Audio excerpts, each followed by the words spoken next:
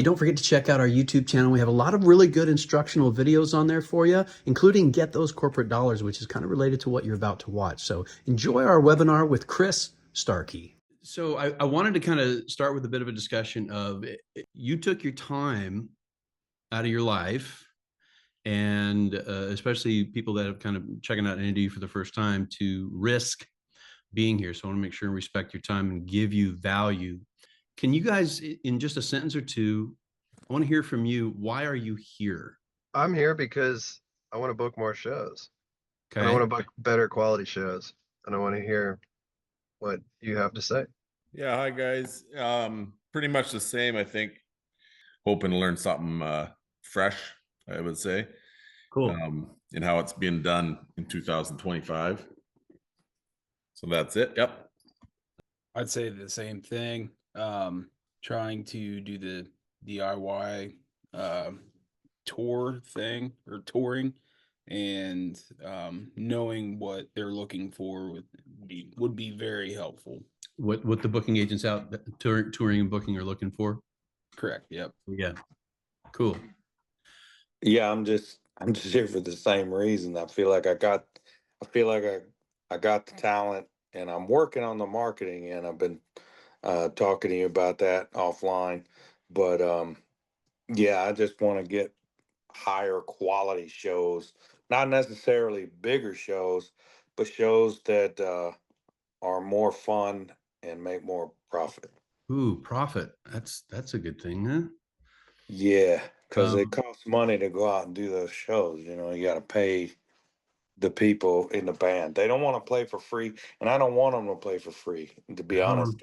I don't want to work for free either. It's not good business to play for free. 100%. Cool. All right. We all want to grow. We all want to get better in our craft. As our type some things up for Chris this morning, I was talking about, I love this music profession. I love the music industry. I really do. I've been doing it full time about 20 some years now, 20, 22. Starting out, it was hell. It was horrible because I was doing it the wrong way. And then just kind of white knuckled and got through it. But my joy in my heart and what I love is the idea that you guys can elevate and go to that next level. And I wanted to share a couple things with you guys. Sometimes when I'm talking to artists, I met with a couple this week in Nashville, 3 actually. And I feel like sometimes when I say things, it might just feel like talk or theory. So before I introduce Chris, I just wanted to show you guys a couple of things. I happen to see this on my desk. So can everybody see that? Nod yes or no? Yeah. That's a $13,000 check from a gig that we got. The really cool part about that check is that was the second half. So it was actually double that.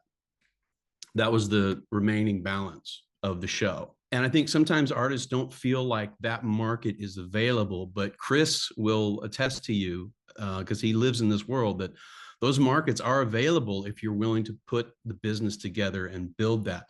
The other thing I wanted to mention before Chris gets going is, if you're an original artist, Chris has done a lot of work in the corporate world and the entertainment world. So he's really going to be coming from more of that perspective, but don't check out if you're an original artist. Jake, are you doing original stuff on your tours and stuff? Is that what you're trying to do? More original? Yeah.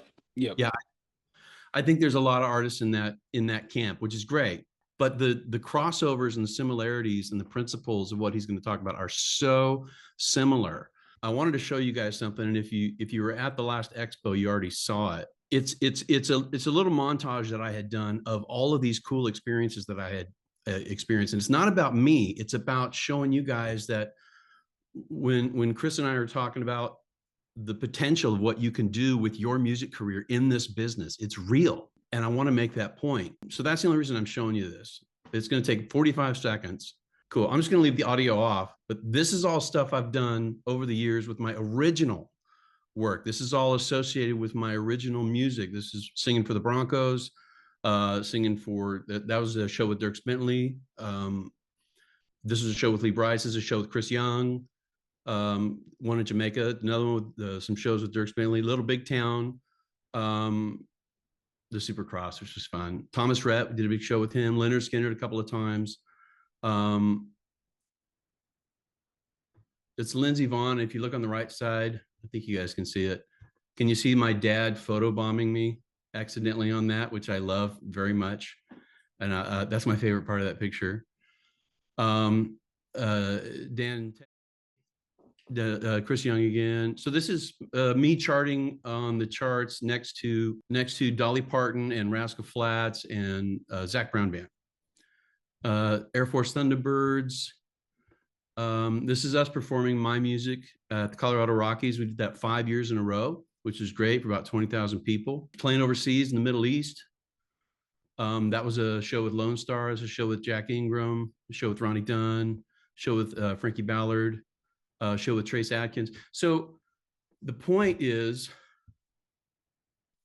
all that is the money is there. The money is available. The markets are available. And if you're an original artist, the original opportunities are available to you if you can put together your business, the business of your career, the right way, and then go out and market and sell it. So that's really what I wanted to focus on today and just kind of show you guys. I do probably right now about 60 shows a year, 65 shows a year. So not all of them are, what this is. A lot of them range from the $4,000 to $5,000 range. But if you can do the math, and if I'm taking home about half of that, we actually did, I just calculated it last year. This is the potential that you guys have. This is why I'm mentioning it. Last year, my entertainment company with my career, all in originals, covers, and everything else, we did $230,000 in gross revenue. Not bad for a little business, but if I'm taking home about half of that, after I pay my players and everybody and flights throughout the year, it's a pretty good life in this profession. So I want you guys to start thinking about those in terms of this is possible. Again, it's not about me. It's available to any one of you that wants it. And then last thing before I introduce Chris, if you guys want to go deeper with some of this, we want to make that available to you free. It's not a fee thing. You can go to our website, which you guys went to, naduniversity.com, and do /let's-talk. naduniversity.com/let's-talk. And then my Calendly is on there. And you can set up an appointment with me anytime. We'll spend a half hour talking about your specific stuff and how we might be able to help that. So check that out. And then lastly, we do have a YouTube channel. If you look up NADU University on YouTube, you'll see there's actually quite a lot of informative videos on there as well. Whew.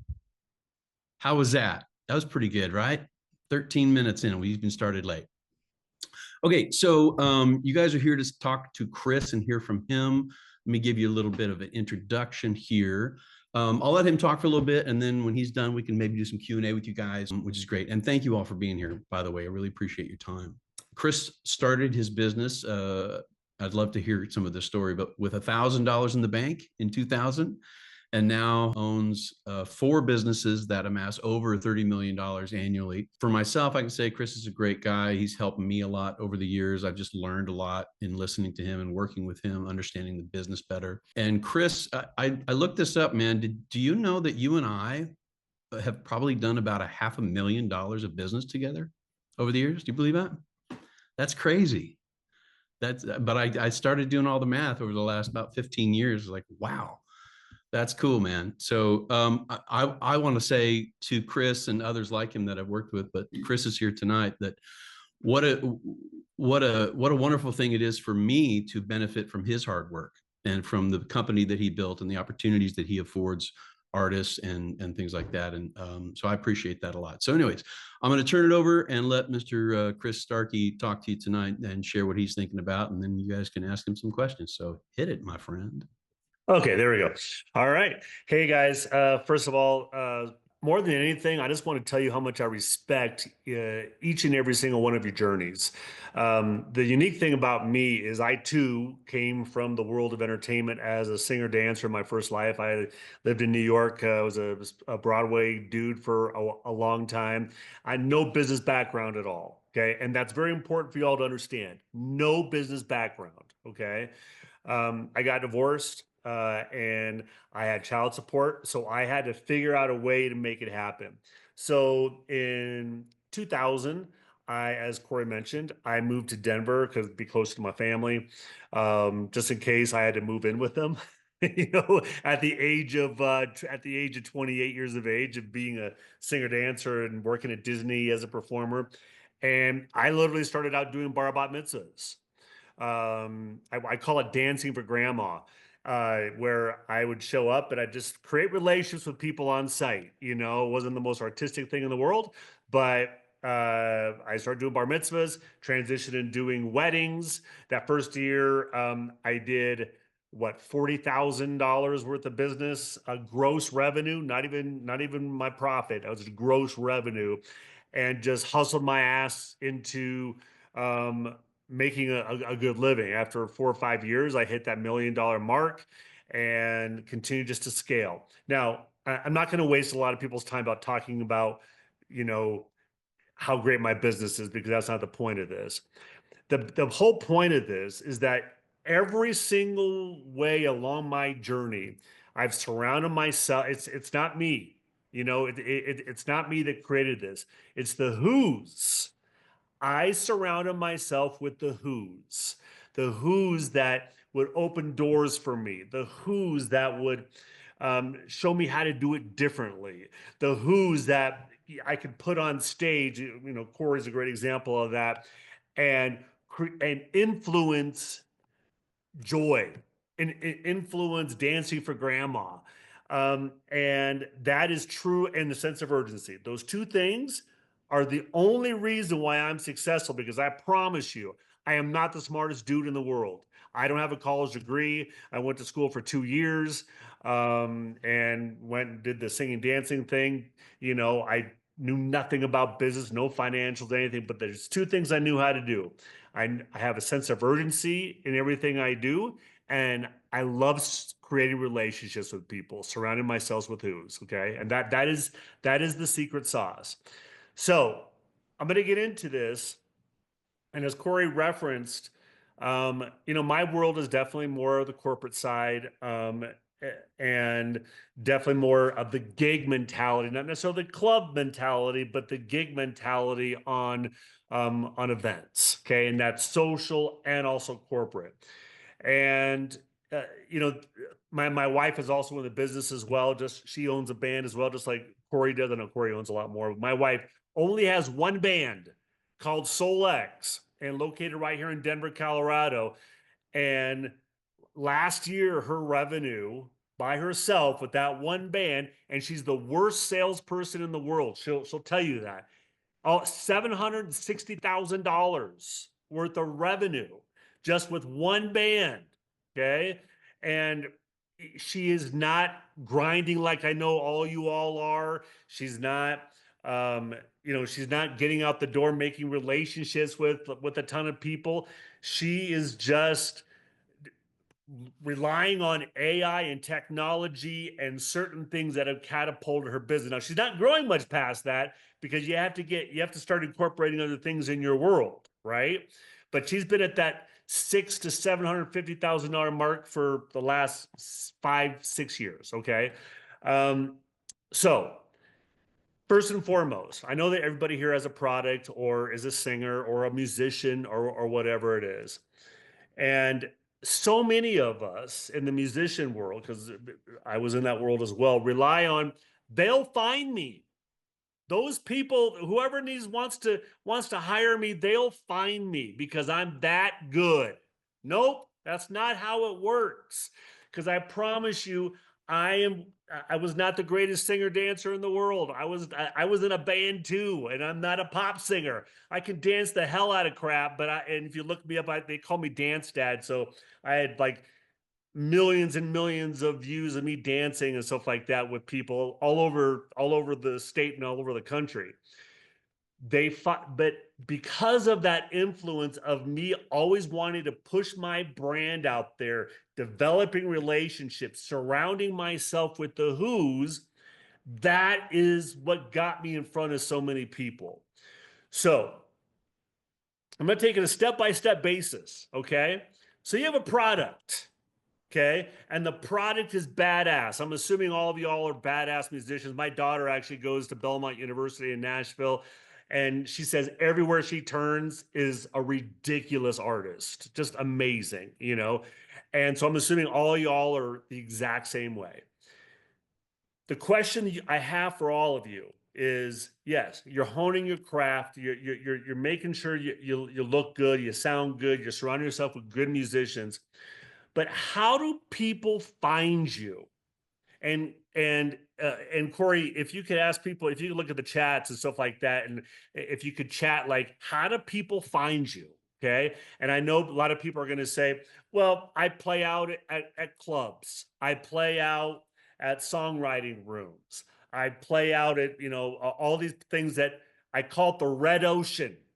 Okay. There's a red ocean and there's the blue ocean. Okay. The red ocean is where all the sharks are going after the same piece of meat. And when you do that, there's blood in the water. There's blood in the water because everyone wants that piece of meat. How many of you think about unique ways to live in the blue ocean where you can swim freely and where people can find you in unique places? Maybe develop, you think you need to develop relationships at gigs. No, that's not the best way to create relationships. The best, and I'll give you an example. My daughter, who is 18 years old, she is a singer as well. And I'm telling her the same thing I'm telling you guys. I said, I need you every single week to reach out to an agent or a producer or a recording engineer or whatever it is. And I need you to see if you can set up a coffee with them. And if they don't want to have coffee with you, they'd rather just have a conversation. I need you to drop off coffee at whatever location they are and just walk away. No one does stuff like that. And it's the engagement of showing up. I know all y'all are fearless. You're fearless because of who you are as musicians. But being fearless doesn't make you successful. What makes you successful is showing up. How many of you all, besides the events and the gigs you're playing, show up? Show up and try to create relationships with people that you think they should be coming to you. Go to them. Talk to them and find out who they are. Don't talk about yourself. I told this to my daughter all the time. Don't say one word about yourself. Go online, Facebook, LinkedIn, Instagram, whatever. Find a commonality with these people that you're trying to get in front of them. I guarantee you, the time you're spending in terms of finding that commonality, you're going to find something. It could be y'all like dogs, y'all like Labradors, or you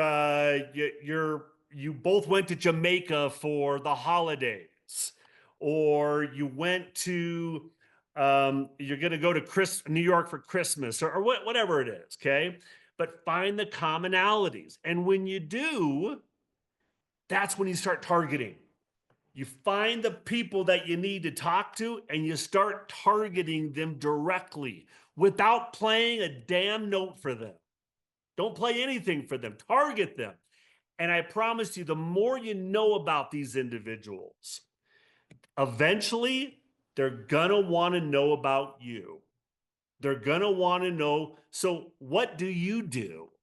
I know you've done your research and found out a lot of information about me, but what do you do? So I'm going to go relate to my daughter because she's in Nashville, like in the Red Ocean. She took this mentality, and there's a company in Nashville called Songfluence. I don't know if anybody knows what that even is, but it's a big company. And this guy who's the owner, I'm a professional speaker as well, but he speaks around the country about AI. And I told my daughter, because they don't hire freshmen as interns, especially paid interns. And I said, do your research on this person. Okay. If you want to work there, she's in film. If you want to work there and really, get a paid internship and make a difference, make an influence, find out about this guy. So she did. She went online, YouTubed him, you know, found out all these ins and outs, and she sent him an email and said, "Hey," and her subject line was, "I loved your talk in Austin." Okay, and wrote specific things that he talked about in Austin. Wasn't, "Hey, I'm I'm Chris Starkey, and I'm a musician. I'd love for you to come down to the club and listen to me play." Delete, goodbye. You know, but oh, this person saw me speak in Austin. Ah, come feed my ego, girlfriend. So she pinged all these like talking points he talked about, and that guy emailed my daughter and set up an interview. She took her to coffee, and now she works as a paid intern at Songfluence, you know, which freshmen never get those opportunities.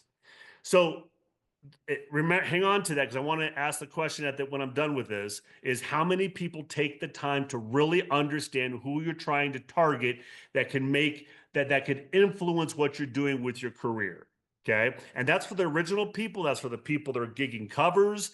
It's all the above. Okay.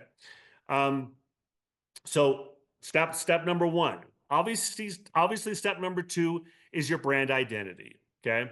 So many people go online and they show their music. Okay. They show, "Hey, we're gigging at Friends in Low Places," or wherever it is. You know, I went to that bar. It was a great place.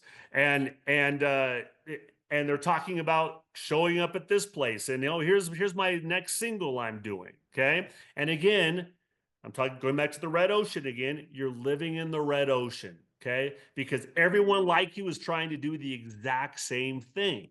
Okay. Now, if you want to live in the blue ocean, give me a story about something that I can relate to. So I have another daughter, okay, and she has cerebral palsy, okay, and she had a brain tumor when she was 5 months old, and you know, great kid, and she's going to college right now in a global inclusive program. And when I see clients, and I talk about my daughter all the time, Corey probably knows that, online, because it's something that so many people can relate to about someone else, and trying to give and seeing someone else's journey of struggle and strife, and persevering, succeeding, and a feel-good mojo moment. So when I talk to clients or go to networking sessions, or even if I go online, undoubtedly what always comes up is, "Hey, how is your daughter doing?" Okay. Or, "Hey, I saw that your daughter's going to Regis University," which is, you know, a college. And everyone here on this board has a story to tell. Now, I'm not saying let's talk about, you know, you were an alcoholic, or because there's a lot of things that are personal, or, you know, things that were really devastating. They don't have to be like that, but they could be journeys about things that are important to you, that everyone can relate to, right? That shows some kind of give back mentality. People love give back mentalities. This industry that we're in is all about give me, give me, give me. What can you give me so I can be famous? What can you give me so I can make money? Instead, flip it, live in the blue ocean. What can I give you to make a difference? Hey, I'm starting up. I'm playing. I want to teach guitar lessons to the special needs community, and I want to do it for free. Why? Because I believe that everybody has music in their heart, and it would be such an amazing opportunity for me to teach someone who I know has music in their heart how to play a song. Wow. If I got online and I saw somebody say that, I would say, "Wow, that is crazy that Jake or Laura want to do that for them." And I would want to share that. But I'd also want to know, who is this Jake that's reaching out to all these people, or Lauren or Dylan, that are trying to provide these services for free, call it dancing for grandma, to make a difference out there. Who are these people? I want to be a fan. And I don't even know how they sound behind a microphone, but I want to be a fan because I know they care and they have a big heart and they're giving back to the community. So on your platforms that I know you all have, that you're sharing your gigs with and your songs with and all the above, how often do you find opportunities to give and make it consistent as part of your personal brand? My personal brand is giving. I'm telling you, that karma, no matter what, that energy that you're putting out there has no choice but to come back. Has no choice but to come back. Okay?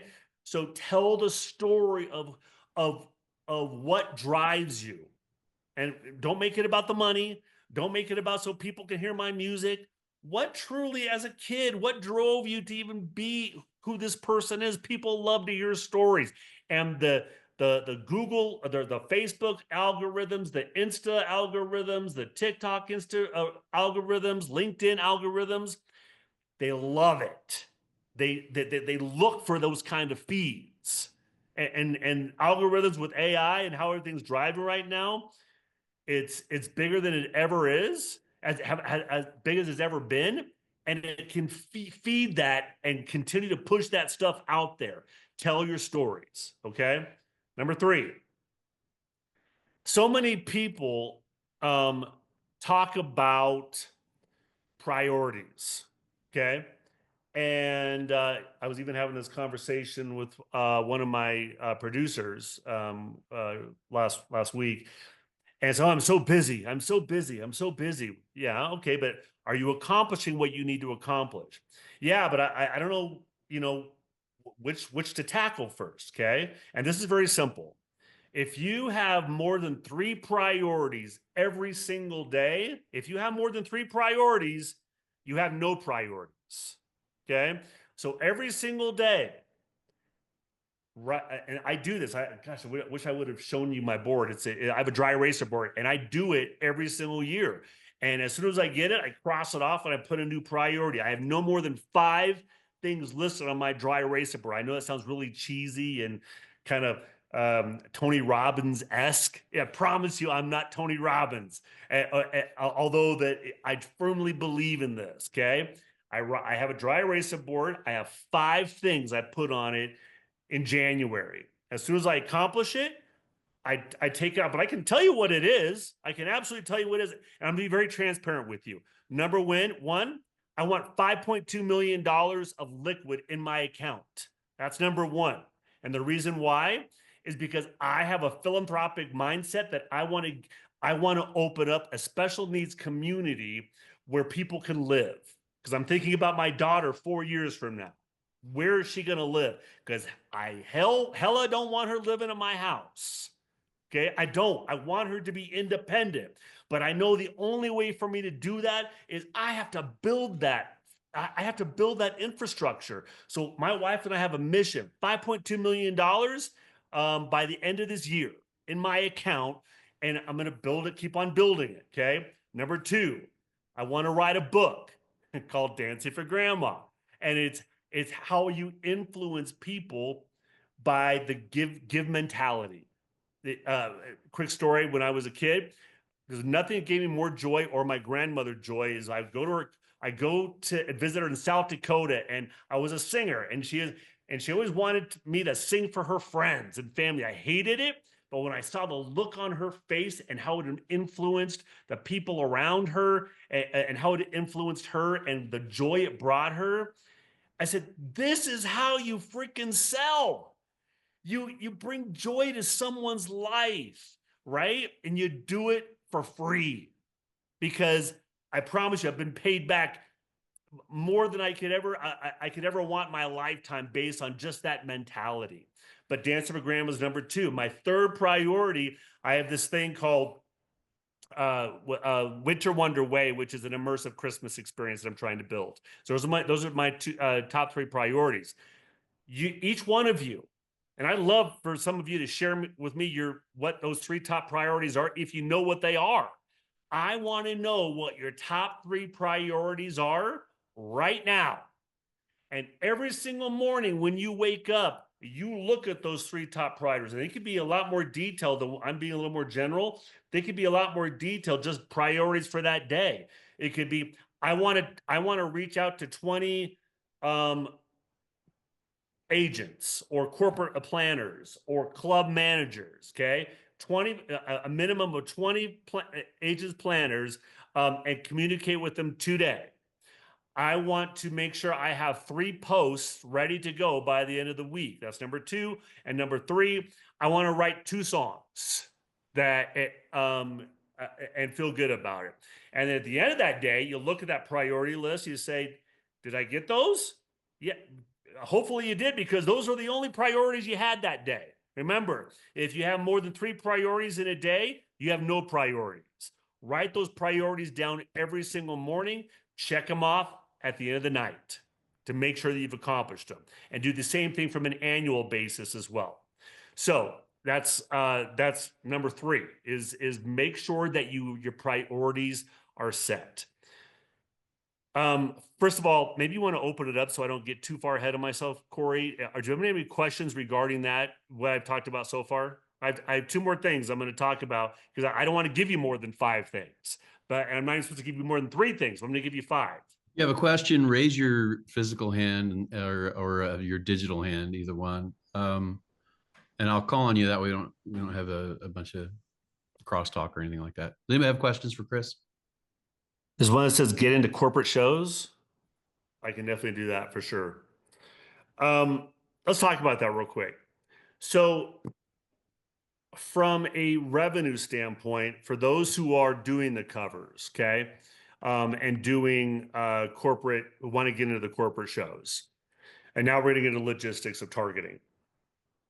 So there's, I'll just name 3 kind of entities that can book you from a corporate perspective. And Corey has benefited from that as well. So there are, I'll talk about the social world first, okay? How many of you, if you can raise your hand, only do country music? And just raise your hand. Okay. And how many of you have bands? Raise your hand. Okay, great. How many of you also do like top 40 covers? Okay. Is there anybody who will not do weddings? Okay, everyone does weddings. Okay, great. Love it. All right, so I'm going to talk about the social side first. So on the social side, this is how my wife makes a ton of money, is she markets to weddings, to wedding planners specifically. And she does ad spend as well. Very little, not a lot. I'm talking about maybe $20 a month of ad spend.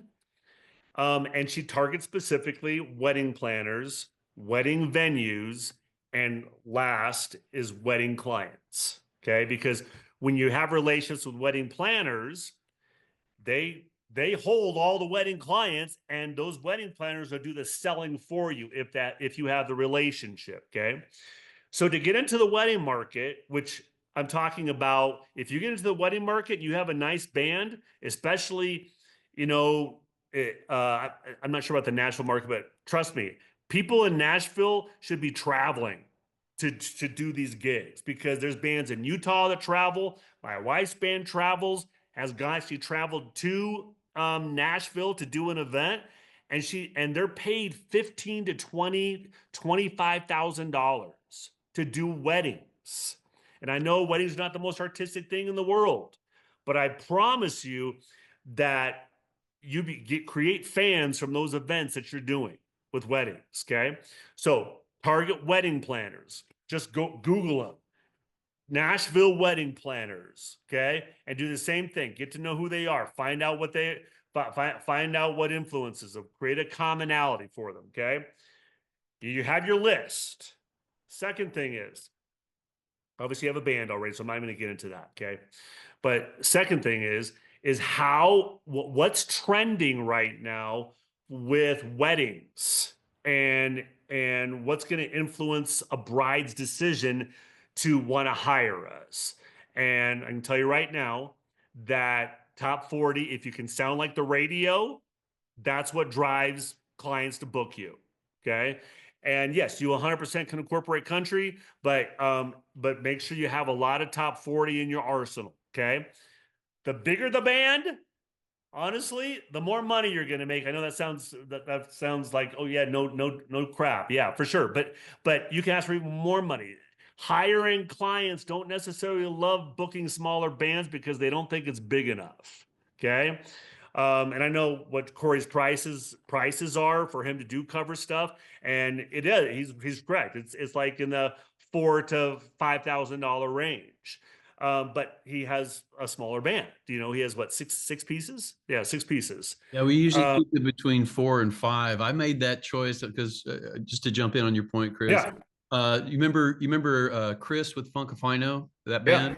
I Yep. talked with him about, I don't know, 20 years ago, and I heard what he went through keeping 12 to 15 people on the road. And I went, I think I'm going to stay a smaller band. So that was a personal choice that I made, because with all those people comes a lot more headaches, and I just decided to go that route. You are absolutely correct. But the larger bands can command more money. And so when you get to, I recommend like an 8-piece. So like definitely more than 2 people singing, a minimum of 3 people singing, preferably the best option is four singers. I love 3 males and 1 queen female, you know, in a band, and all providing different styles of vocals. And this is very true for corporate as well. So so you can use it on both sides of the fence. Okay.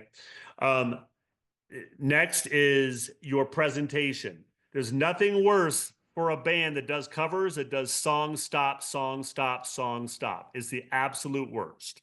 And high-end wedding clients or corporate clients will not book you if you for that high price range. If you're doing song stop, song stop, song stop, you got to create medleys. And I'm saying, when I say medleys, 8 to 12 minutes of medleys. Okay. And as soon as you're done with that first medley, you tap into the second medley, right?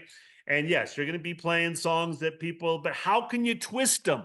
How can you flip Bruno Mars in a cool mashup with Earth, Wind, and Fire? How can you do Lizzo tapped in with Lady Gaga or a 90s medley? So creating great, solid medleys that keeps people on the dance floor, doesn't give them a reason to leave the dance floor, is the key to the game for amazing, for putting great value on who you are. And that was the other thing I was going to talk about, is your value. Okay. Next thing on the wedding side is besides hitting the planners, hitting your gig salads and stuff like that, making sure you have some kind of present. That's like low on the totem pole. Okay.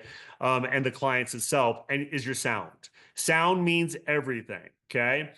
80% of any wedding or corporate event you do happens when you're not on stage. Your 80% of your success happens when you're not on stage. So it's the relationship that you have when you show up on site. Are you flexible? Are you accommodating? Are you grateful? When you show up, are your musicians grateful to be on the event, even though they may not be? But are they telling the client how grateful they are for letting us play for your nursing association or whatever it is? And on the back end, you know, if they tell you to do another song and it's 11:01, do the freaking one more song, because it means everything to them. Okay. It's 2 minutes out of your life that could mean thousands and thousands and thousands of dollars of referrals and recommendations. Okay. Okay. So that's on wedding side. Now, who I target on? Can I stack onto your point there real quick? I want you guys to know, when I hire musicians, I learned this the hard way. I hire on character and clarity first of who they are as a person. The last thing I look at is their playing ability. Now I look at it, and their playing ability has to be competent. But what I figured out is where the money is in this game, and the sustainability in this game, is just what Chris was saying. That guitar player, drummer, whoever is going to go up and talk. I've literally had this happen where they go up and they talk to a billionaire who's walked up to the stage and I'm over doing something over there. At that point, that person is representing Chris. They're representing me and the whole thing. And you have to have good people working with you. And if you're a player and you want to get hired, that's the best way to get hired with the high quality acts, is to be a great person. Yep. Okay, on the corporate side, you want to target, obviously, no brainer, entertainment agencies. The problem with entertainment agencies is that they're starting to not book as many bands that they don't own because they're so easy to find online. And also, when you don't own them, they're setting up a competitor. So I don't know, always necessarily want to book a band that I don't own, because next time that same client or another client that saw them on the event will book them directly. Okay. So entertainment agencies are hard unless you set yourself up as, I just have my band and that's the only band that I'm booking and I am the entertainment agency. People love booking bands directly. Entertainment agencies are a dying breed. At least on the cover side, they don't like booking bands that they know there's a markup on top of it. They want to hire people directly. That's why it's so important for, and this on the wedding and the corporate front, that each one of you represents a business mentality. So when someone calls you, they're calling for a reason. They're trying to find a band to book. If you don't pick up the phone, or if you don't return the email within 30 minutes or an hour of receiving that email, you've lost your chance by 80% that you're going to book that event. It's done. I mean, because that's on their agenda. That's on their priority. They're trying to find a product. Corey was always great about when I called him, he always picked up, or his partner Stu would always pick up. So it was super easy. Were they, I knew they were a little more expensive, but I knew that it's easy for me to call them because I know they're at least going to pick up the phone. And I can get back to my client right away and said, yes, they're available. I can book it. Let's go. Boom, done. I check it off my list.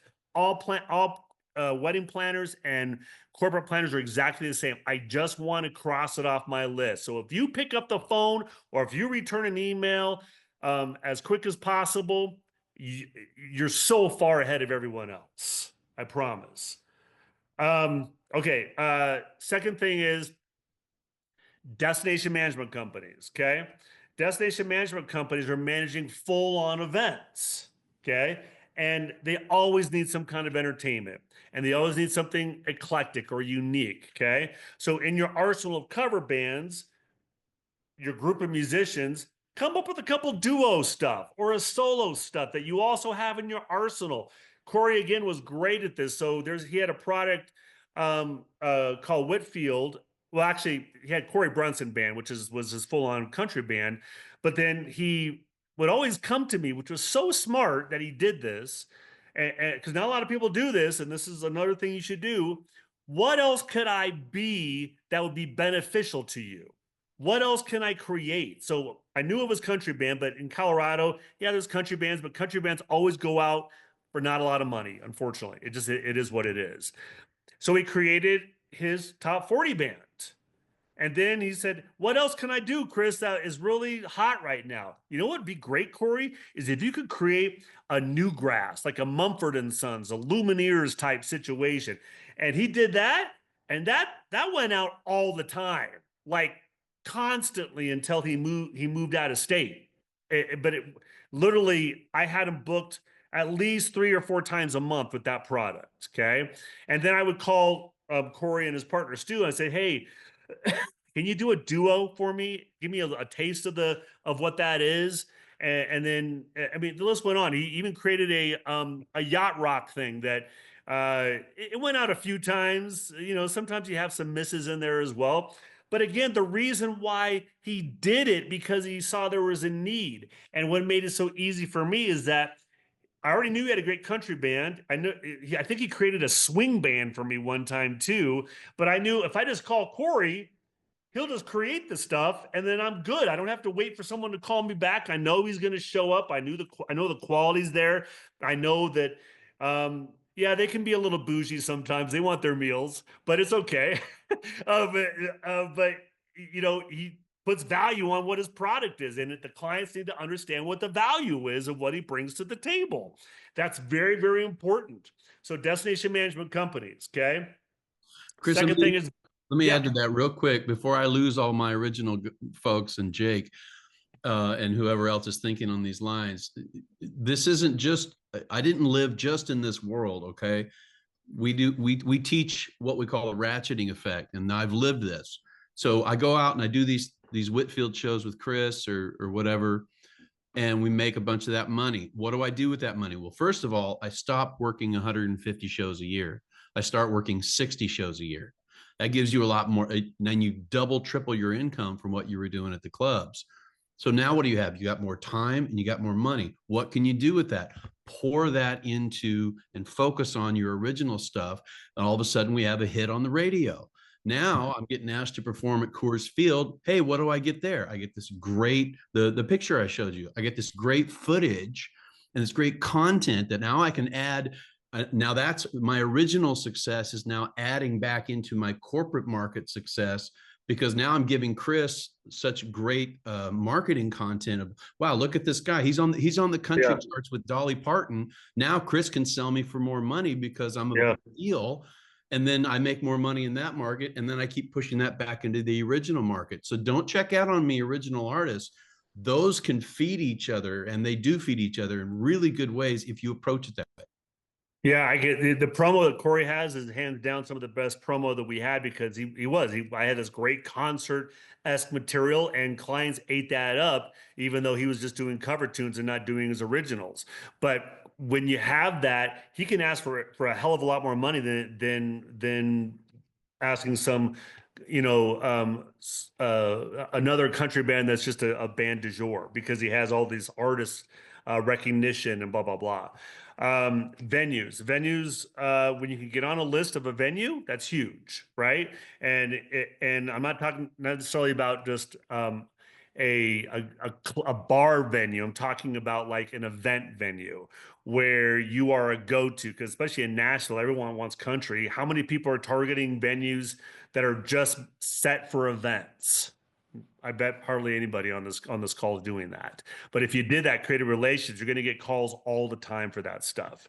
And then, of course, just direct corporate planners that they're doing galas all the time. They want the song. I mean, I know in Nashville, we've sold it many times. They want the songwriting experience.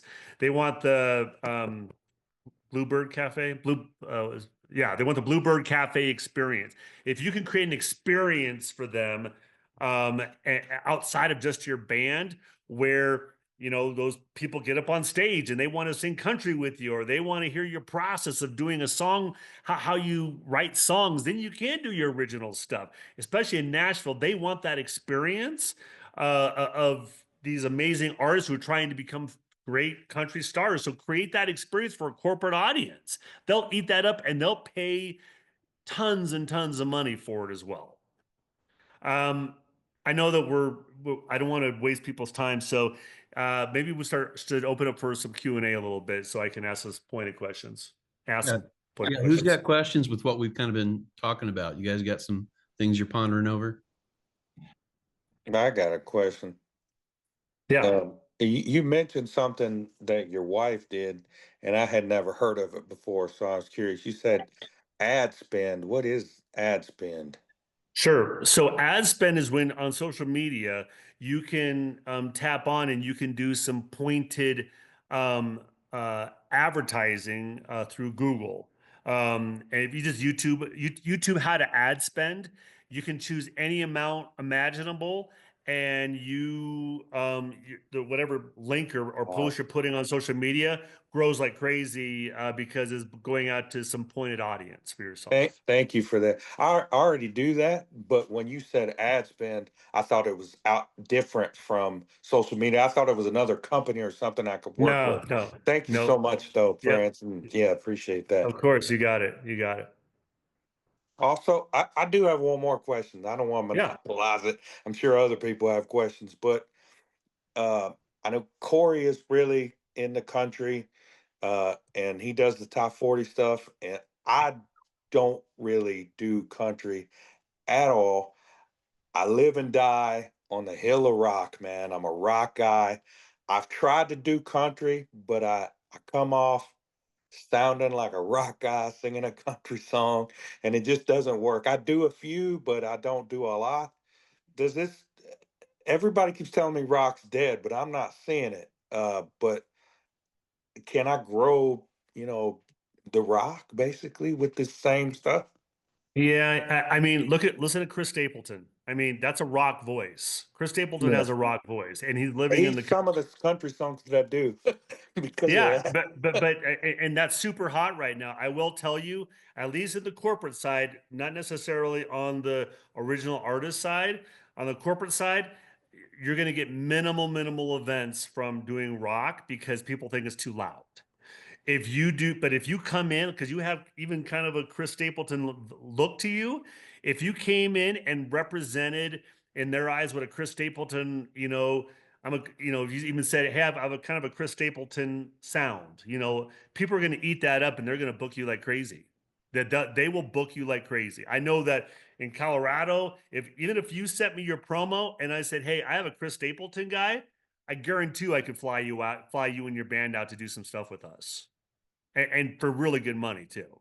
So rock is not great on the corporate and wedding front, but a Chris Stapleton country thing, and you surround yourself with some other people who could do some top 40, you kill it. Yeah, Chris has a great insight on what the markets are looking for because that's his world. But I also want to caution you as artists. I try to stay away. Like Chris, we would get to the point where Chris would call me and go, "Hey, can you do this?" And there were some projects I just said, "No, I can't do that because I can't really pull it off legitimately. It's just not something in my wheelhouse." So I was very careful. The point is, do what you do and do it really well and package it really well, which is really important because Chris can't sell you in Colorado as a Chris Stapleton band or whatever you all are wanting to be unless you have amazing packaging for him Right. to make it easy for him to sell you. That if there's any trick I learned in that market, it's that it's up to me to make the most amazing packaging, and I've got to be able to back it up at the gig, but the most amazing packaging in the world, and I hand it to somebody like Chris, and magical things happen because I just made his life a lot easier. So whatever your genre is, do that, and we can help you with that. Any other questions? I have one. So I know you talked a lot about like the corporate stuff and then also how it can feed into being an original artist as well. But just what would be your number one tip for people who are like mainly wanting to focus on the original side of things? So it's very. Oh, go ahead, Corey. Go ahead. No, they're here to hear you, Chris. Okay. So you go ahead and I'll add on if I need to. Okay, so there is a route on the original packaging that can come from the corporate world because you get a great following if your product is good, that people will follow you and they want to know, where can I buy your stuff? This happens to my wife all the time that, gosh, you sound so amazing. You sound so great singing, but and they get fans, and all of a sudden, Christine will say, "Hey, I'm doing an original show," and it's not pulling teeth at all to have people come watch her because they love listening to her sing these great covers all the time. Now they want to hear her sing some stuff that they never heard before.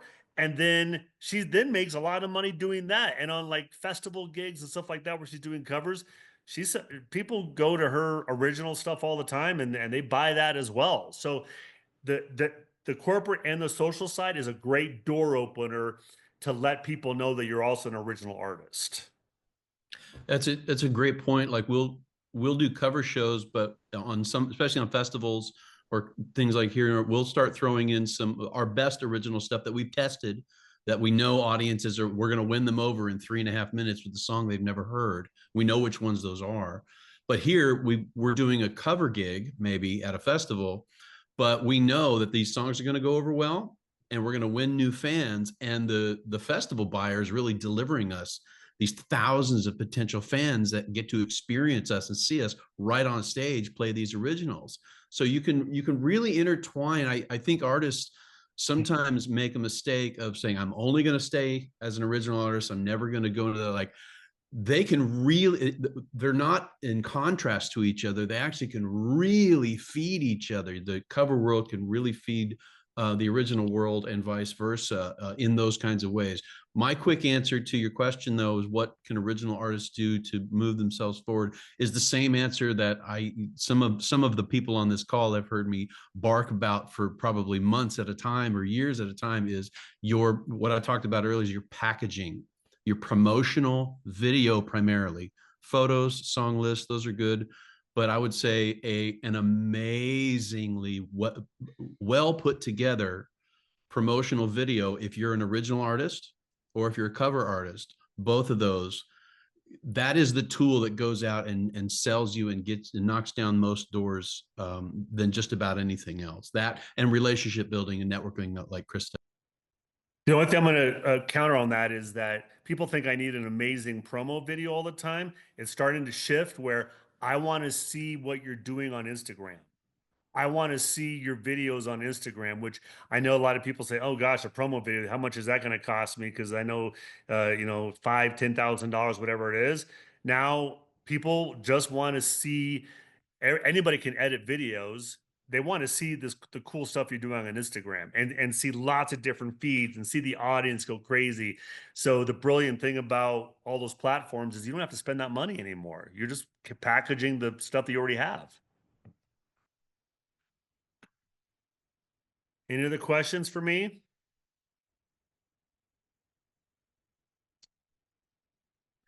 Okay, so the last thing I was going to say, and most important is, and Corey's always done a great job, is your value. Sorry, Chris. Did Oh, Sarah yeah. Sarah, did you have a question? I did. Oh, I'm sorry. sorry. Thanks, Chris, first of all, for meeting with everybody. Yeah, of course. And I apologize if I missed this bit because I was getting out of the car and I think you talked about it a little bit. But as far as like reaching out to people, I think that's where I have the hardest time, because I'm like uncomfortable building relationships with people that I know that I like who they are. Like if I'm talking to somebody one-on-one, I'm very good at that. Yeah. I hate to ever just like give the impression that I'm solely introducing myself to get something from someone. Of course. So I think that's like, I don't know how to get over that, because I'm like, I just like meeting humans. So it's not necessarily that it's, I'm just not Yeah. sure, because I'm like, I can call people till the cows come home. Like I've done that many times. It's just trying to figure out how to like segue into that. Well, you did miss a little bit of what I said on the front end. So basically, what you're doing is you're doing your research. You're a business person. You're doing your research about that person. You're finding out what influences them. You find out how many kids they have. You find out if they love dogs. You find out what part of the country what college they went to, what high school, and that's your door opener. You ask them you get your questions set before you meet them, and you ask them about them. So I know you went to Syracuse University. That is so cool. Are you is that where your family grew up, in Syracuse? And whether you have some ties with Syracuse or New York or whatever. I know you love dogs. I have 2 dogs. What's your favorite dog? I don't know, but I'll just that kind of stuff. So you're basically asking them questions about themselves. And what I said is, ultimately, by the end of the conversation, they're going to want to know about you, because they're going to feel like it's really rude not to ask questions about. So tell me about you. Like, well, like what are you doing right now with your life? And the other greatest thing you can do is say, I am so inspired by your journey and grateful that you gave me the opportunity. I just want to be a sponge. I want to learn from someone like you on how to be better. And they're going to, and again, I'm not trying to put myself on a pedestal, but like for someone who's been through that journey, if someone said that to me, I want to help them. I want to give them advice. I want to go see their show and tell them, yeah, you could probably add something here, add a tweak here. But if I'm getting bombarded right away with, yeah, I'm a singer. Hey, I'm playing at this place. I really love it. You came out and saw me. Okay. I mean, even though I have a wife and a family at home and stuff like that. What's really the reason why I want to come out and watch you is because you invested your time in learning everything there is to know about that person and let them talk about themselves. That very rarely happens for someone like me, where someone really wants to know about me. They just want to talk about themselves, and it's boring as hell. It is.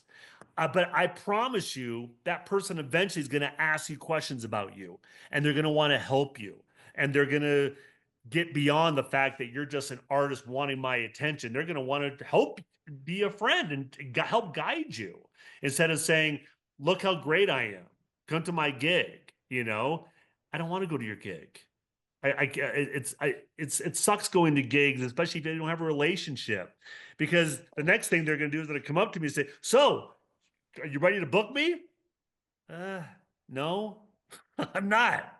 Because first of all, I didn't want to go, and secondly, I don't know anything about you, right? And you don't know anything about me. You don't know what drives me. You don't know what influences me. So find out that information first.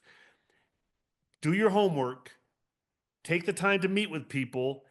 Ask them the questions, and I promise you'll see a massive change in terms of how they react to you when you want them to come see you. 100%. I've got two examples for you, Sarah, of that, and the rest of you. I was the music director at a very large church in Denver for a lot of years. So I would start getting emails from Christian artists wanting to book at our venue. And they always came in and said, "Can we do this? Can we do that?" They never emailed me and said, "Hey, Corey, I saw you did these songs last weekend. I see that you had this talk thing at your event. It looks like a really great place." And if I would have gotten those emails, that would have perked me up and said, "Okay, this may be somebody I want to work with." The other thing I did is when we approached Adam Burns at Y96 in Colorado Springs, I didn't sit down and saying, "Hey, here's my CD." That's how long ago that was. Here's my music. Will you play it on your radio station? Gee, I wonder if he's ever heard an artist say that before.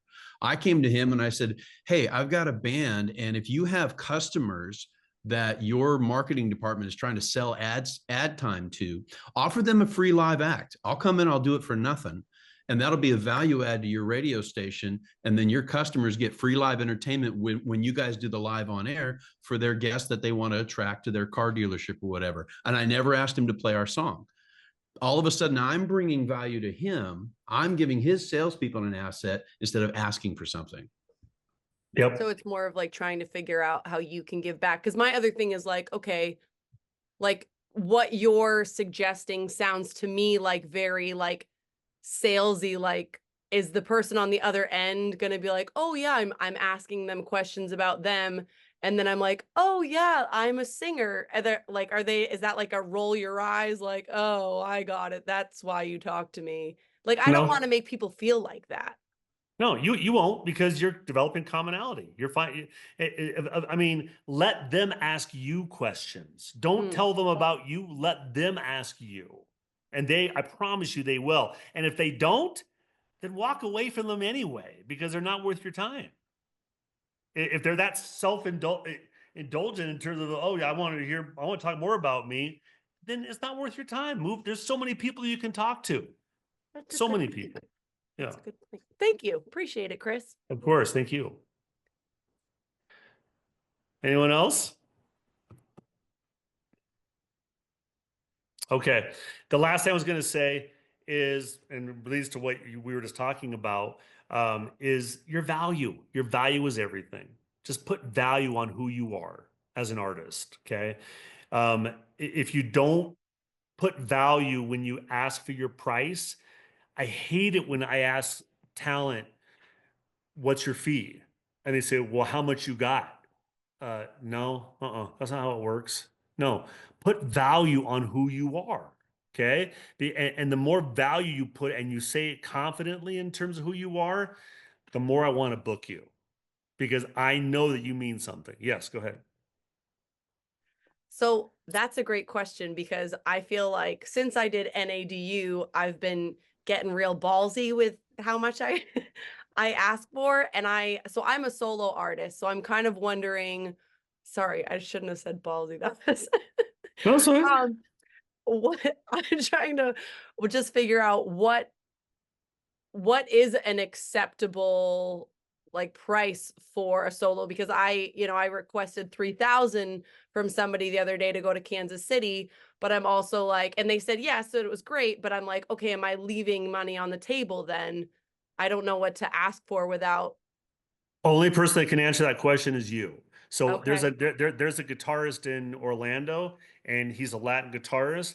And again, and I'm letting you a little trade secret on the agency side. The reason why I ask talent all the time how much you are, because I would say probably 75% of the time their price is going to be way lower than what I would have offered them because they don't put any value on who they are. But this artist out of Orlando, he plays Disney Springs, amazing. And I had a corporate event for Remax. Said, "How much are you?" And he said, "I'm $4,500 plus expenses." And I said, "Okay." And I gave it to my client, asked him, and no problem. Great, done. $4,500 for playing for an hour of Latin guitar. So there are clients that will pay that amount of money, but you got to do it confidently. And I'll tell you what, if he would have told me, I'm $250 plus my expenses, I would have been kind of nervous, honestly, to book him because is this guy going to be good? You know? So if you're saying you're $3,000 and I bring you out to Kansas City, you better represent. Mhm. You know, you better I be can do there on that. time. You better be grateful because I'm paying a lot of money, and you better kill it. And when you do that, I'm going to book you over and over and over again because I know what your fee is. I learned here very quickly, this is not the entertainment business, it's the insurance business. Why would Chris hire me for $5,000 when he can go to downtown Denver and hire any band to play music for right, Sarah? For 500 bucks, and they'll play music. So why hire me for that amount? It's the guaranteed insurance policy. Yeah.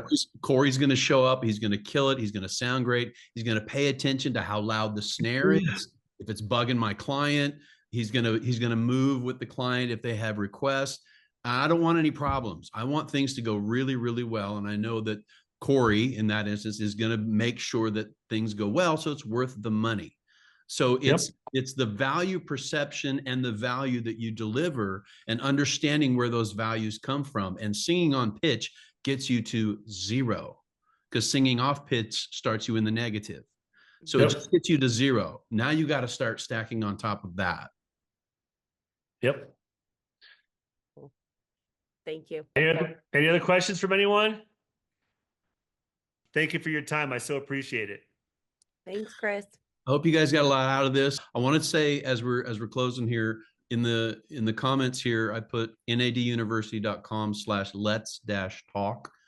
You can go to that page. A lot of times people do these webinars and they take them and then, oops, we just go off on our own and forget it. Follow-up is everything with this stuff. And I'm offering a 30-minute free consultation for you specifically to talk about what you're doing. So if you want to take advantage of that and chat for a little bit and do kind of a follow-up with this, go to that site and you can do that. Otherwise, did everybody have a good webinar? Yes? Was it worth your precious time? Yes. I really care about that. I learned a Thanks, lot. Corey. Thank Good. you. I value your time. I know it's precious to you. So we try to make it something that's very valuable for you. So last thing, thank you for sticking around because we have a big announcement. On March 3rd, we are going to be doing our next event.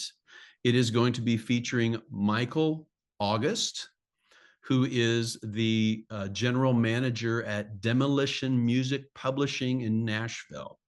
He is going to be there speaking live at Ocean Way Studios. It's going to be a physical event, not on Zoom, although we are going to be streaming it live as well. So mark down March 3rd on your calendar. Those Ocean Way Studios, by the way, if you don't know, is a legendary studio. There's all kinds of gold records and platinum records on the wall from what's been recorded there. We have a limited space. So I have to kind of figure out how we're going to select which artists come in.